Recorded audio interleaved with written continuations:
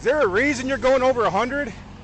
I didn't realize that I was going that fast. Yeah. Body cam video shows the U.S. Postal Service van that 28-year-old Drew Brown was driving pulled over by a Sandusky County Sheriff's deputy on April 21st. The deputy says he clocked her at 105 miles an hour on Route 20 west of Fremont. Very unusual stop, actually.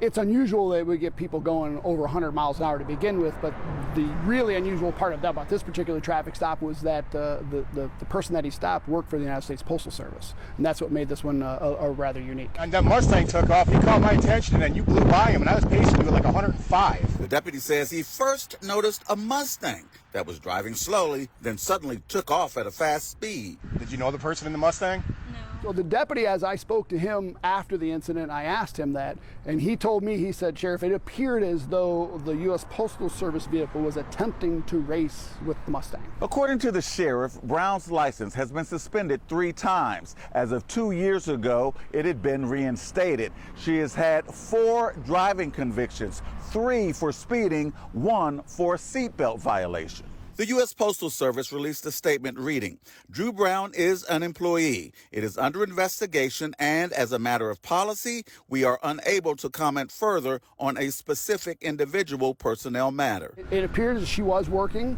and that she was doing whatever her assigned duties were that day. I don't know what her assigned duties were, but the bottom line is she is hired and she has to drive as a requisite part of her job, and for her to be that reckless in that regard is just unsafe for the entire community. Sheriff Hilton also says when the deputy asked Brown later why she was driving over 100 miles an hour, she had no reason. So I saw him take off, I'm like, you have my attention, and then you went by him, like, oh, you gotta be kidding me.